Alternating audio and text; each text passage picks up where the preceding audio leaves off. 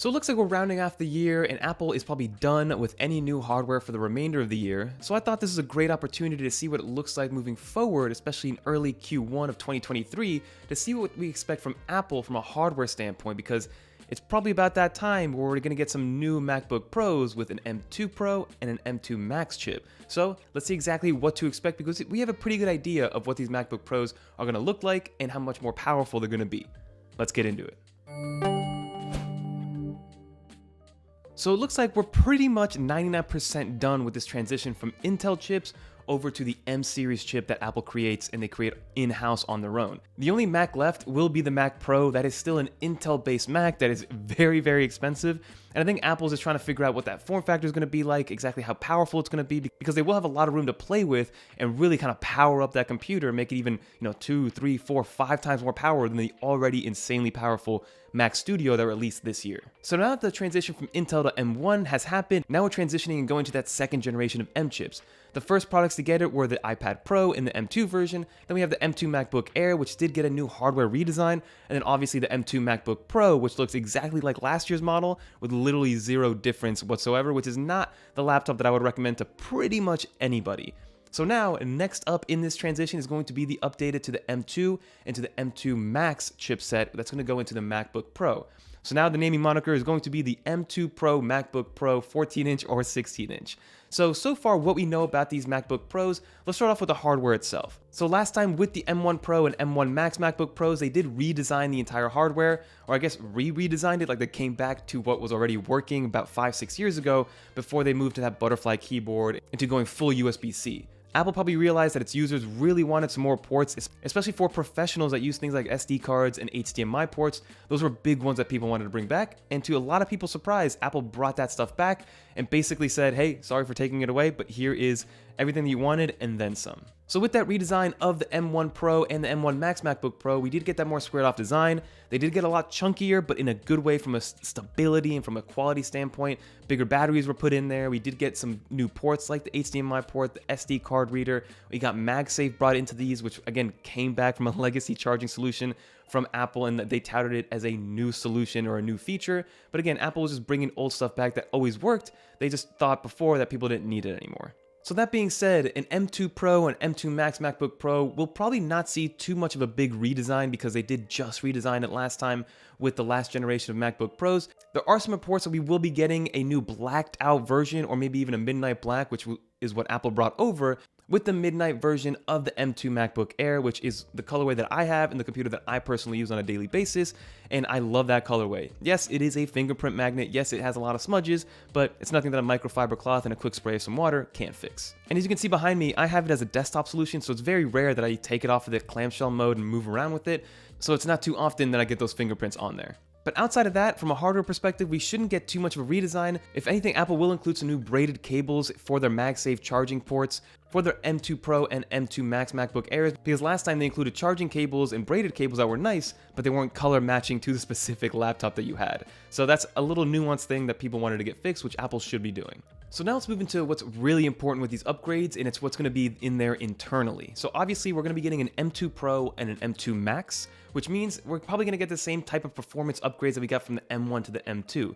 So obviously when we went from Intel to the M series chips, we saw some staggering numbers of how much more powerful, how much more power efficient it was compared to the Intel versions of these MacBooks. But then when we went from the M1 to the M2 MacBook Air and the M1 to M2 iPad Pro, the efficiency gains, obviously we got some more, but they weren't as substantial. So think about that the same way that we're going to think about the M2 Pro and the M2 Max. We're going to see some gains from a GPU and CPU performance, probably anywhere from 10 to 40% of CPU and GPU performance, depending on which one you get versus the M2 Pro and the M2 Max.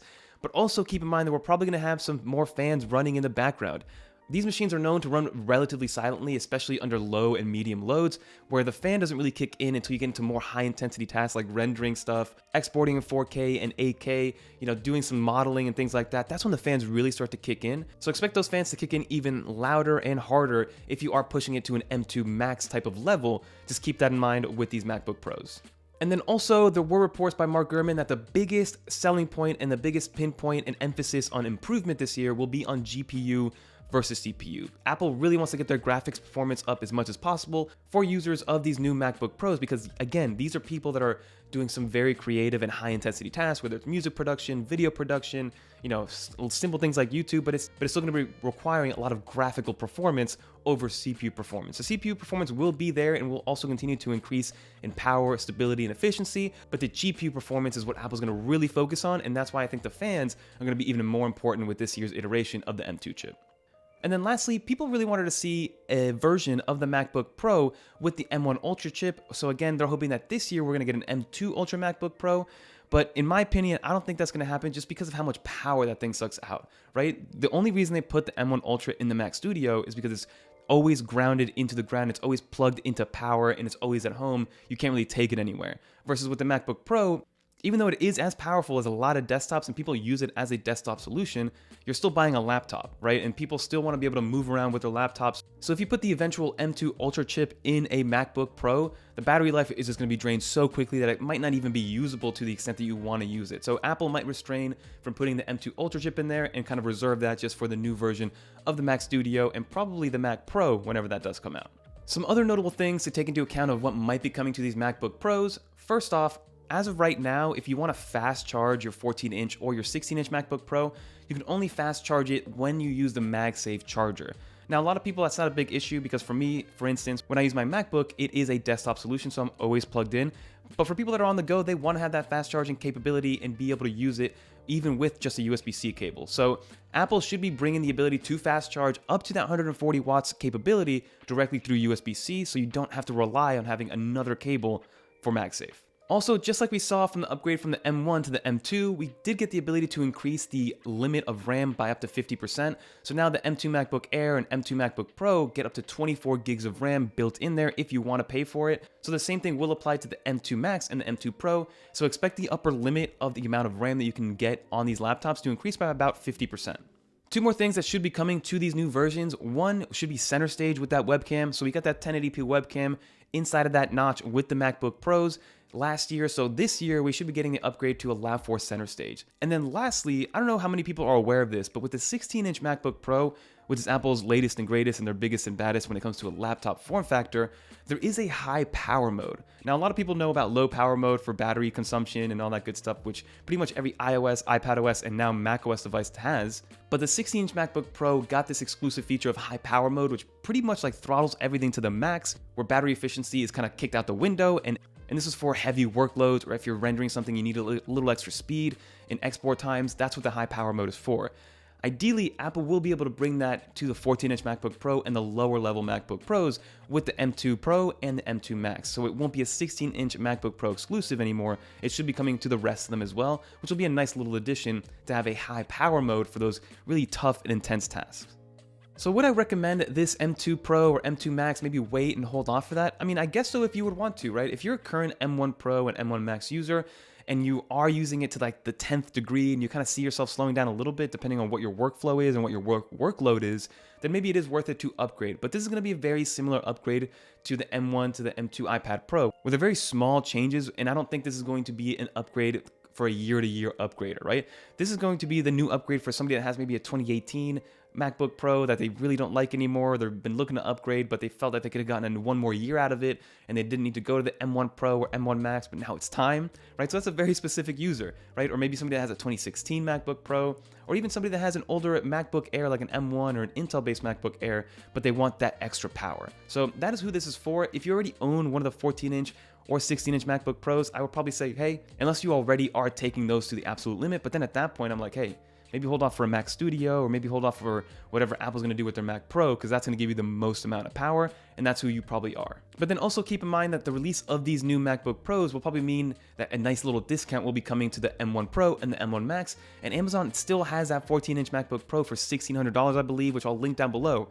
So if you're in the market for a laptop right now, that is my recommendation for a powerful laptop, especially if you want something that's more powerful than a MacBook Air or that M2 MacBook Pro that has no purpose in the lineup. Because in terms of release date, we are expecting these to release, whether it's during an actual keynote or it could just be released as a press release.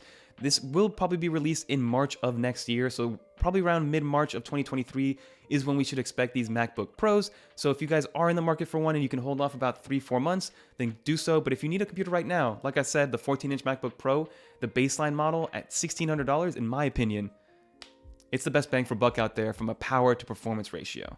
But that is a new for this video, everybody. If you did enjoy, leave a little dolphin in the comments down below so that I know that you made it to the end. Leave a comment down below of which laptop you guys own and if it's enough for what you guys are doing right now. If the M2 Pro and the M2 Max do release relatively soon, is that something that you would be looking into upgrading to? Let me know in the comments down below, because I'm also curious to know what your workflow is like to justify needing that much power. Like for me, the M2 MacBook Air is more than enough, but who knows, maybe for somebody that does a lot of 3D rendering, that does a lot of production work, the M2 Pro and M2 Max could be a computer in your future. But that's gonna do it, everybody. If you wanna watch some more macOS, iPadOS, or iOS videos, click on one of these right here. But until next time, I'm Fernando, and I'm out of here. Peace.